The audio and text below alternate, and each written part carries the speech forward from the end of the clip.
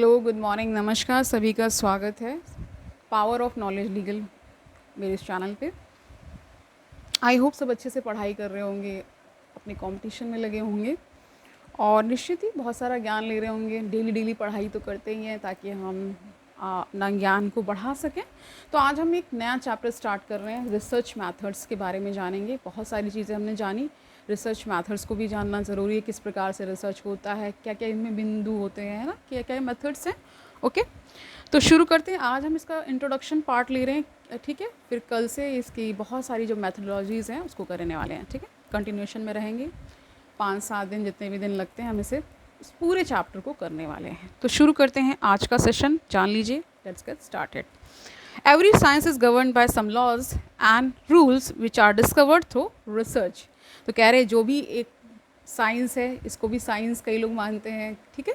Sociology हम पढ़ते हैं तो उसको कई बार कह दिया क्योंकि साइंटिफिक मेथड्स यूज़ किए जाते हैं।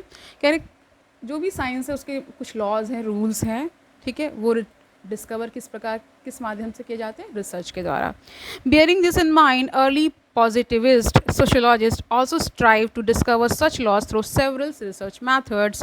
For example, Durkheim suggested the use of multivariate analysis similar to that used in statics. तो जैसे स्टैटिक्स में यूज़ होता है उसी तरह दरकिम, इमाल दरकिम ने ये सजेस्ट किया कि यहाँ पे भी सोशोलॉजी में भी क्या हो, मल्टीवेरिएट लेवल पे एनालिसिस हो। Okay, Positivists harked on methods similar to those used in natural sciences, while non-positivists excused them.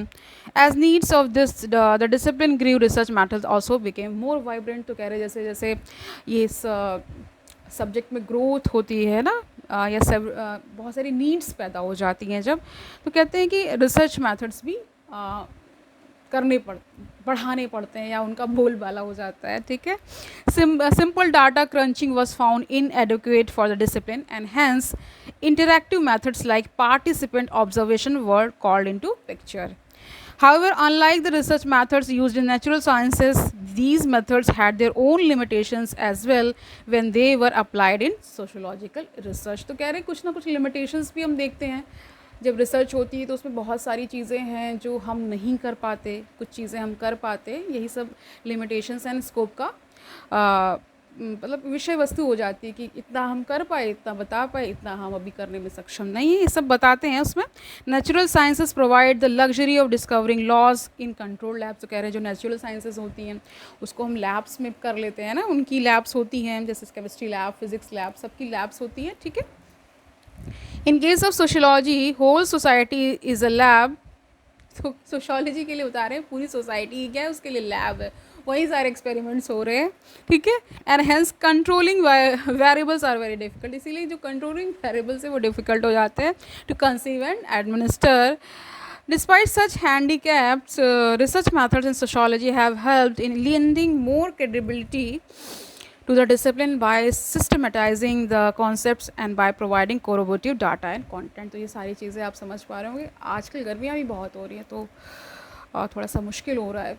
आप समझ ही पा रहे हैं इन्वायरमेंट कितना हमें परेशान कर रहा है, क्योंकि हमने भी बहुत परेशान किया है इन्वायरमेंट को, ठीक है, प्रकृति को जिसे हम कह सकते हैं। तो कह रहे हैं कि बहुत सारी हमारी लिमिटेशंस हैं, रिसर्च मेथड्स सोशोलॉजी में यूज़ होता है, लेकिन फिर भी हम इतना सब कुछ होने के बावजूद भी कुछ ना कुछ तो कर ही लेते हैं, ये बता रहे हैं, ठीक है।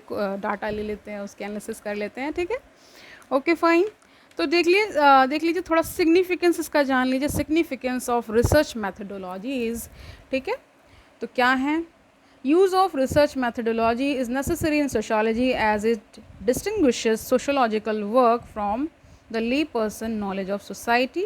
Research work provides legitimacy and wider acceptance to the sociological work. तो कि legitimacy दे देता है और acceptance मिलता ही है जब रिसर्च हो जाती है किसी भी फील्ड में. Different methods are used for different purposes of research, like positivist research or interpretivist research. Research methods that are used in sociology broadly fall in 3 categories बता रहे हैं सोशोलॉजी में. पहला इन्होंने कैटेगरी में रखा है क्वांटिटेटिव और qualitative methods based on nature of the data and information. दूसरा बताया माइक्रो मेथड्स एंड मैक्रो, ये आपने सुना होगा. Based on the scope of the research. तीसरा इन्होंने बताया methods based on primary data और द सेकेंडरी डाटा। ठीक है,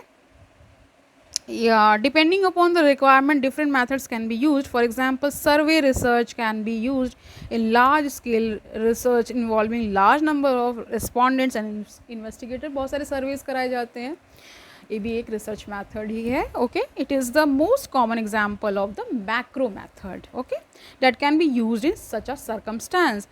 On the other hand, in the study of a particular group, a micro method like participant observation can be used. A research design follows certain basic steps. तो क्या है वो जान ली. पहला है choice of topics, collection of facts, representation of facts, hypothesis making, testing and validation, and so on. Further research methodology or research design has following basic types. ठीक है, तो पहला इन्होंने बताया एक्सप्लोरेटरी रिसर्च डिज़ाइन. ओके, तो आज हम इसी को कर लेते हैं, फिर बाकी के मेथड्स को भी जानेंगे. ठीक है, ओके फाइन. तो देखिए exploratory research design, it is used in the initial stages of the research to acquire some preliminary information. The main objective of the exploratory research is to fine tune the broad problem into a specific problem statement and generate possible hypothesis. ठीक है, एक general problem को पहले discover करना पड़ता है ना कि क्या प्रॉब्लम, उसको स्पेसिफिक बनाते हैं. ठीक है, और फिर हाइपोथेसिस देते हैं. It therefore given they carry it therefore gives useful direction for the further research. Thus it is used to carry initial research to narrow down on the possible alternatives.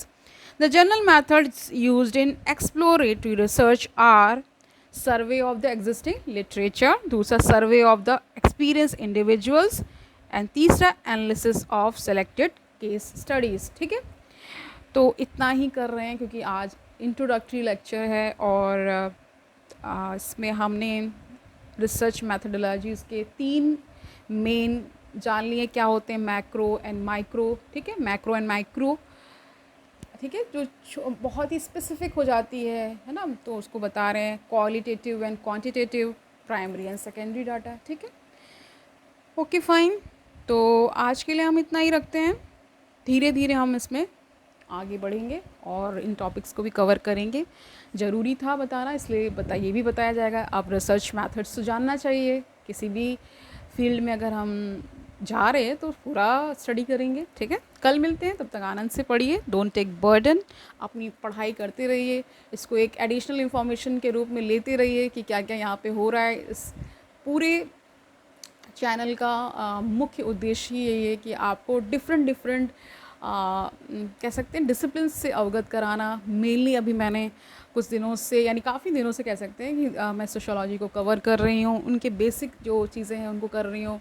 कई लोग जो नेट देते हैं, JRF देते हैं, उनके लिए भी जो कभी होता नहीं कि आपसे कोई कह सकते हैं कि जब कोई एक और मिल जाता है, एक से भले 2, तो थोड़ा सा जो राह है आसान हो जाती है. ठीक है, तो कल मिलते हैं, तब तक के लिए ऑल द बेस्ट.